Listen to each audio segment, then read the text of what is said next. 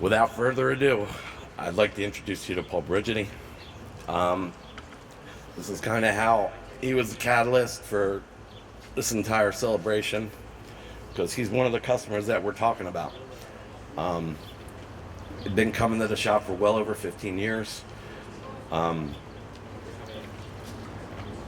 He's one of the people that you're proud to call a friend, and just a real class act. So, Paul.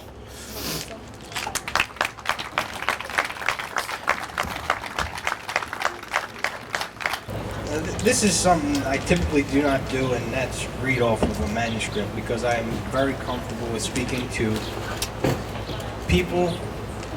But for this occasion, I didn't want to forget anything. So today I am humbled. I'm humbled because of the fate that seats me here in front of all of you. And I will explain this in a short, quick story in conclusion. It was told to me if on a few occasions, hopefully one day, you will be in a position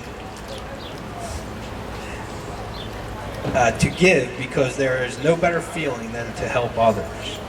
The feeling of giving is more fulfilling than receiving. Well, this is certainly a debatable subject. It's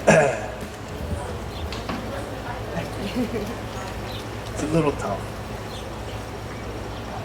I can justify this by having someone offer me the opportunity to totally rebuild my house to meet my family's needs. Someone test this theory. The end of life loomed for better part of a year, and the reality that a reliable vehicle for my wife and family was unavoidable. So as we've done time and time again, we would call 215, Scott, what other magic trick do you have? So usually Scott or Cindy would answer the phone and ultimately say, can you leave the van overnight? Well, to be honest, I always hoped that it was going to be something that was previously repaired so we wouldn't have to pay for it. And of course that wasn't the case. Ultimately, Jen and I decided the van didn't owe us anything but had sentimental value and would be a dream come true for someone, a recipient, to receive this van free of charge.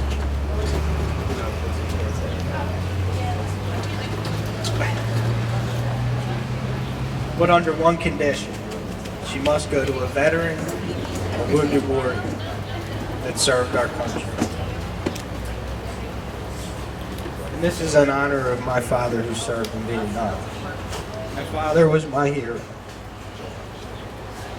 and he passed in 2011. He was the recipient of a lung transplant in 2006, giving our family an extension on life for 5 extra years. We as a family saw the struggles Dad went through in his later years and related him to our beloved van. We saw the potential in the smiles and freedom and the feeling of donating our baby to an honored recipient who at one time laid their life down on the line for our country. Jen and I saw no purpose to call a flatbed to the house and to have it towed away to some unknown scrapyard with only memories of our children arguing over what to watch on the TV. That's right, that didn't work either. So once again, we called 215, Scott, we'd like to donate our vehicle. Can you help? His response was, absolutely. I am totally on board with you. So Motorcar Makeovers took the van under their wings and pulled out yet another magic trick. What you see, or what you will see, is a result from a person in a business that has incorporated staff totally willing and capable to reach out and sacrifice a little bit for the benefit of someone like our recipient. Thank you. From the bottom of my heart and our family, and everyone here and those physically no longer with us, thank you for your service and God bless you. Scott and Cindy.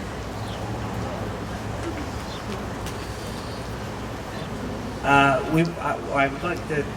Where am I here? I lost it. Okay. A special thanks to Master Tech Tom, who spent countless hours on both on and off the clock on this makeover. He advised his passion for motorcar. What?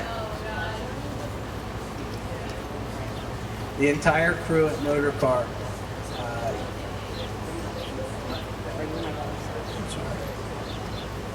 You are all spokes in the wheel and deserve many kudos. Thank you for making a customer's dream come true. Your passion for what you do as a business serves our community well, with honesty and integrity. We've used your services for what Scott has said for now 15 years and look forward to another 20. That's loyalty. So speaking of fate, as previously mentioned in this, let me start that again. So speaking of fate, as previously mentioned, and this is true as God is my witness, in our home, Daddy calls Elizabeth, Paul, and Gabriella only by their first name when they are in trouble. Every other name comes out with intentions of fun. Joe, Mike, Harry.